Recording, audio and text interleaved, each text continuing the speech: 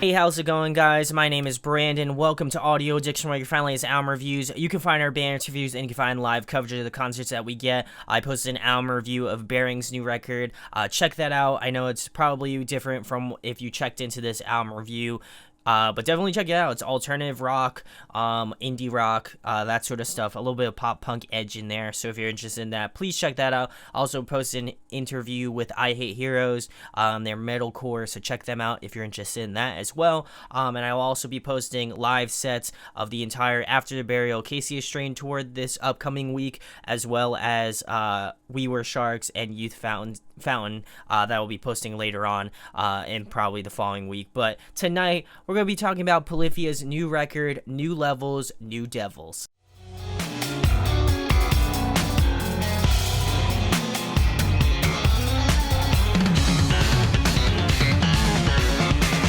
I'm a huge fan of this band. I've been a fan back in 2013 with their EP Inspire. Then they released a record called Muse back in 2014, and then they re-released it in 2015. Then they followed that up with Renaissance in 2016, and then last year they released The Most Hated, which is an EP. And then I was pretty excited about this record. I listened to all of the singles, O.D., G.O.A.T, and then Yas most recently, and they were all really fantastic. I thought that this had been some of their best work since, the EP days. I know a lot of people reference that, but I definitely appreciate the direction that they're going in. I like that they're incorporating more hip-hop. They're incorporating like some, R&B, some jazz still. Obviously, they're very jazz proficient. And I definitely appreciate where they're going and the direction that they're heading. So I figured I'd check out this record. I know I'm kind of quote-unquote a day late, but definitely still give it a listen if you're interested in this. But I'm going to go through each track, give you my thoughts and opinions on it, go through some pros and cons, and then finish it out with an overall rating. So the first track is called Nasty, and this one featured Jason Richardson, and it's one of my favorites. I like that Jason's back on a track. He featured on one of their older songs, Aviator. I don't know if it was on Muse or Renaissance, I can't remember, but I know it was on one of their full-length records. And if you haven't listened to Jason Richardson, I don't know what you're doing with your life. Please, after you're done with this video, please go just binge watch Jason Richardson, because he is a phenomenal guitar player. But getting back to the track, I like that this one has more of a darker, minor, chord structure and tonality to it. I also like that you can hear kind of more of the eeriness and the darker tonalities like I've been mentioning earlier. But I also appreciate the production value of this track as well. There's some beautiful electronic layering going on, along with some of that like softer piano that really adds a lot of depth to the track. As per usual, Jason is just an absolute madman. It kicks his solo off at 2 minutes and 43 seconds, and it goes all the way to 14. I was going to say 14, but I did say 14, but I meant 4 minutes and 13 seconds. And dear Jesus, let me just tell you, he's the god. He's God. He's like disgustingly good. And I just like how, in comparison to the song, I like how it really builds up. They really kind of allow him to do his thing, and man, it's just so great. And I think that just the way that they build up towards the more intense parts of the track is really awesome. I think it's a phenomenal opener track and definitely gets you hyped for the rest of the record. So we're gonna move into track number 2, which is OD. This one, like I mentioned earlier, is one of the singles and happens to be another one of my favorites as well. I like that this one again keeps with sort of the darker tonalities of the previous track, but also adding that sort of salsa, almost like Latin sort of vibe to it. You can hear it in some of the drum parts where there's a little bit of like bongo action, and it's really tight. I really enjoyed it as a single, and I think I enjoy it even more in the record. It just has this sort of fast-paced, like riffy sort of style, and I like that. People were kind of harking on that they had, changed their sound, but I think that they found that kind of middle ground between really technical sort of guitar work, but also still incorporating a lot of like hip hop, R&B style elements into their music. I think this one is going to be a ton of energy. I can't wait to hear it live. I think it's going to sound phenomenal, and I think that their drummer Clay does an absolute brilliant job on the drumming. I think his is just it's just nuts. If you listen to the track, you know. And I like, again, I mentioned previously that this one has more of an hip hop sort of influence to it, along with that sort of salsa, like Latin sort of flair to it as well. Really solid track. If you can, definitely go check it out. It's a phenomenal track. So we're gonna move into track number 3, which is Death Note, and this one features Ichiga.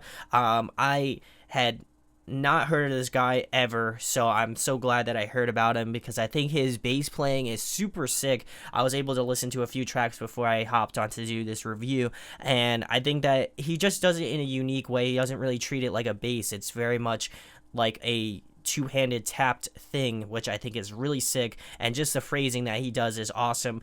And he starts off the track at these, at the very beginning to around the 28-second mark, and then he also comes back at the minute and 40-second mark to around the mid 55-second mark, and I feel like he just doesn't have that sort of traditional bass sort of feel to it, not like thumping, none of that like interesting, intricate stuff that I do like, but also at the same time, this is just kind of like an eye-opener for me. I think he did a phenomenal feature, but I would have liked that if he was more integrated with the song itself.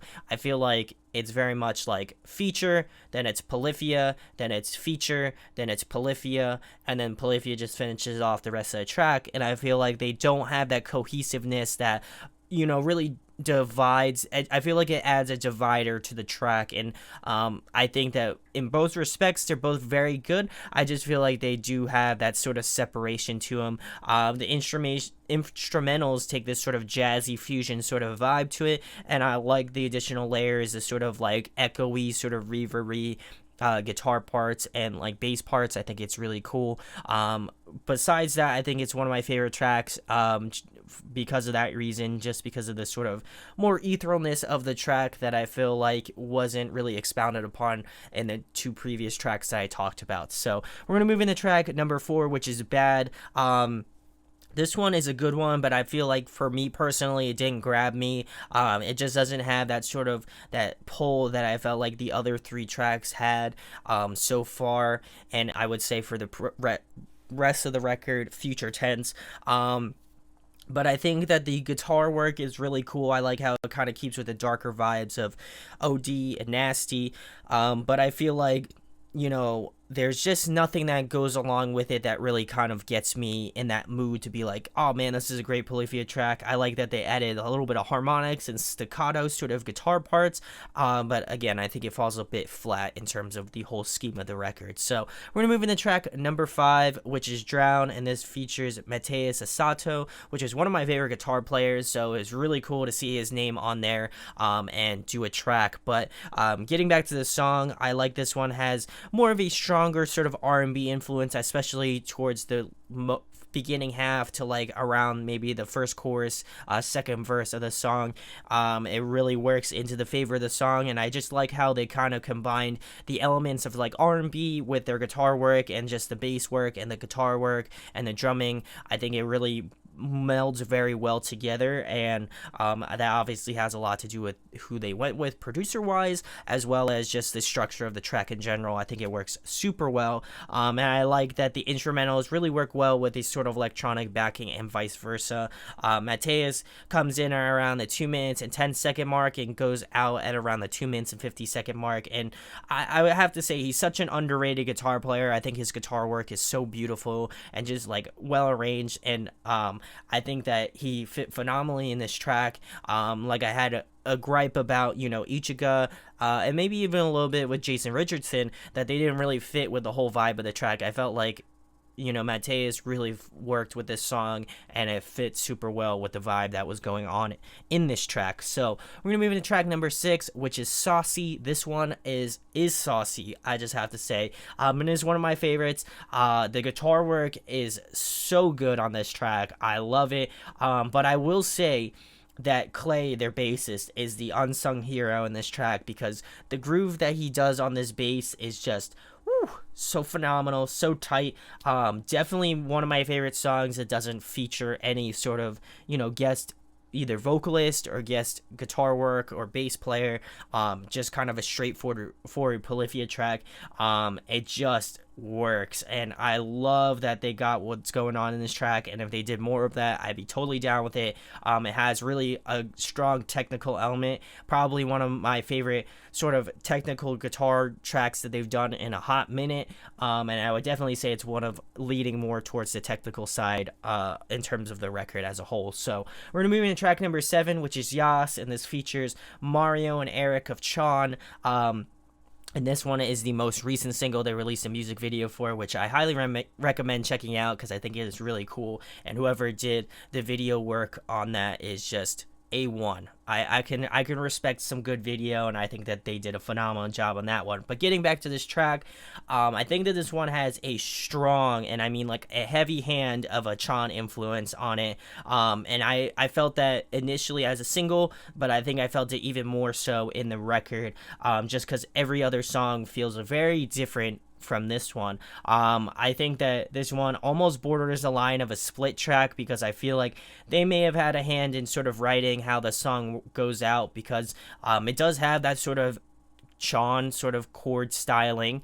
The sound kind of has that sort of Chon vibe to it, so I feel like they really played off of each other in this song, which isn't a bad thing. I just feel like, they both have their separate thing. I would have loved for them to keep that sort of Polyphia vibe, but still have, the Chon, both Eric and Mario, do their thing. But speaking about them, they come in at around the 2 minutes and 12-second mark and end at around the 2 minutes and 50-second mark. And I think they both had great features. I think they were both featured well technically as well. But it feels like in terms of the most cohesive tracks, I feel like to me it's one of the worst. Maybe Ichiga, those two, I would say just didn't fit very well with the song. I think that they both did excellent in their own right, but it just didn't feel cohesive to me as someone who has listened to this whole record maybe like 10 or 15 times at this point. So we're gonna move into track number 8, which is So Strange, and this one features Kuko. I'm pretty sure I pronounced it right. If I didn't, I'm sorry, I'm really bad with that shit. But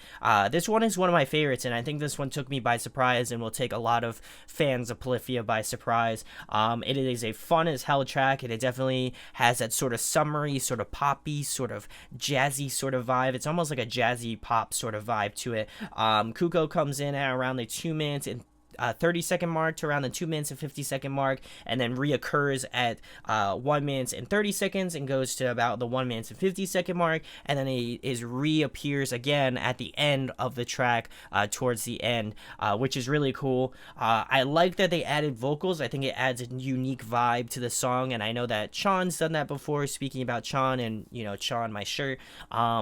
But I think that they worked really well in this. Kuko did a phenomenal job with his vocals. They don't feel like super, like, he didn't go wild with the vocals, but he didn't keep it like real, I guess, neutral. I felt like it was a very neutral way of going about it, but it works with the vibe of the song because the guitar work is phenomenal. It has this sort of jazz swing groove to it, but also really works well in the choruses of the song. I think that the vocal lines that Kuko does, phenomenal. Again, really great job. I like that Clay, again, is the unsung hero in this track as well. The bass lines, moving and grooving, love that. And the guitar work on this track is super tight. Like, when I went through and listened to it, like the first 5 times, I kind of like glazed over it, and I wasn't like, man, this is some like good songwriting. But as I've gotten deeper into it, I'm like, shit, this is like super good. I love just the more technically fast-paced stuff that really, I feel like, is almost a little bit out of place in this track, but it just really works. And the ending of this track, just let me tell you, it's a phenomenal ending, probably one of the best tracks, if not the best track off the record. So we're going to move into track number 10, which is Rich Kids, and this features our homie, Yvette and Covet. Really cool to see her on a track that isn't, I don't know if she's featured on anything else, but phenomenal guitar player, and nothing but love for her. But getting back to the track, I'm pretty sure this one has just that sort of vocator guitar work, which is really cool. I think that Tim, their guitar player, actually posted a video on his Instagram about it. So I like that you can hear a lot of the electronic influence in this track, and I like that he is expanding in terms of guitar work and the type of effects that he adds onto his guitar playing. I think it's really cool. I also think that the electronics in the song really kind of fill the voids in space in the track as well. And I'm pretty sure that Yvette comes in at around the 2 minutes and 10-second mark and goes to about the end of the track at 3 minutes and 15 seconds. I've always loved how she's phrased guitar work, and I think she really fits very well into this track as well. Even though it's towards the end, you can definitely tell it's her songwriting. You can tell it's her sort of, phrasing, stuff like that. And I think it really works with the song. It's not one of my favorite songs off the record, but I think overall it's a generally good track. So we're gonna move into the last track number 10, which is G.O.A.T. This one is the first single that they had released, and it's one of my favorites. Continuing with the sort of darker and eerier vibes of this track, this one I feel like has the more concentrated sound, along with probably Nasty. Those two have that sort of darker just feeling. I think it has a lot to do with the sort of minor phrasings of the guitar work in this song, which is really sick, and I love it. I think that this track, more so than Nasty, I feel like has that sort of etherealness quality to it. It has this really open feel to it, but it really drives the song, and it gives that sort of just that unsettling feeling, which is really nice. I think that the highlight of the song is it's a little bit slower, and I think it allows the track to breathe. It allows the track to move. The guitar work has some little slower parts, but also kind of has those faster sort of staccato-y sort of parts, which is really cool. And I think that it is probably some of the best songwriting that they've done in a long time. But overall, I think it's a great closing track, and I think it is a phenomenal way to round out the record. So some pros and cons that I have: some really great features, some that I didn't expect, like Kuko, and I'd say probably Yvette's work, and of course I gotta add Jason Richardson into the fold, and Mateus. I feel like Mateus and I would say Kuko are probably the best two features off this record so far, and I think that those are two of my favorites as well in terms of songs. I think that this is some of their best work that they've done in a hot minute. I haven't really, I liked Most Hated. I think it was a great track, but I think it was a great stepping stone to get to the point where they are now, where they're allowed to add that sort of hip-hop, R&B, soul sort of vibe into their music, but also still keep that sort of electronic, really aggressive instrumental music that they do. And I think that they found a happy medium of both, and you can really hear it. I also think that this album is super unique. Again, you got some really fast-paced tracks like OD. You got tracks like, I would say probably So Strange is a little bit of a faster track. Saucy is definitely a faster track. And I guess Nasty's a little bit on that sort of medium-paced track. But overall, I think it's really solid. If you're looking for a shred fest, this is another phenomenal record that has a ton of great features, some really great shreddy parts from Polyphia itself. Both Tim and Scott, both of them, they put out some real shred moments in this track. But my only con that I have, and it goes back to some of the features, is just the cohesiveness. I know that there's a ton of features, and I knew that they couldn't be all cohesive, but I feel like some of them are a little bit more egregious than others. But overall, I don't think it affects the song to whether or not I hate it or like it. I think it has a lot to do with just the songwriting and just the arrangement of the tracks. But my overall rating for Polyphia's New Levels, New Devils is a 9.7 out of 10. I think I pretty much elated that it is their best work to date. Please go check it out. I think it's really good, and I think for those people that expecting some of the more earlier stuff that they've done, I think you can pick some stuff out of this new record. And I think if you came on to them more on Renaissance and The Most Hated, I still think you'll find a lot of love and a lot of good stuff in this record. But let me know in the comments what you think about this record. I'd really like to know. I think it is a really fantastic record, and I think it's really hard for instrumental music to really kind of get me, but I feel like this record really kind of just found that happy medium between really interesting guitar arrangements, really interesting bass and drum lines, but also some really awesome features and some tracks that I really didn't expect overall. But let me know what you think. Would love to know. And if you don't know already, they are going on tour, or they are currently on tour with Hail the Sun, another homie of the channel, as well as Covet, another homie of the channel. So please go and check that tour out if you get the chance to. It's going to be a banger. So my name is Brandon. We hope you got your fix, and if you enjoyed this review, please subscribe, hit that thumbs up, share it. It goes a long way, and thank you guys for the support. I'll be talking with you soon. Peace. Hey guys, hope you enjoyed the video. Thanks for watching. Of course, if you enjoy what we do, make sure to go check out the other series we do. We do album reviews, we do band interviews, and we do live videos, so definitely go check that out. Hit that subscribe button. It really helps our channel, helps us grow. Make sure to hit that like button as well. Go follow us on social media. That's all down below. We try to keep that as updated as possible. We also made a new website where we'll be posting photos of upcoming concerts and stuff like that, which you can go check out at audioaddictionmedia.com, and come get your fix with us, guys. Talk to you later. Deuces.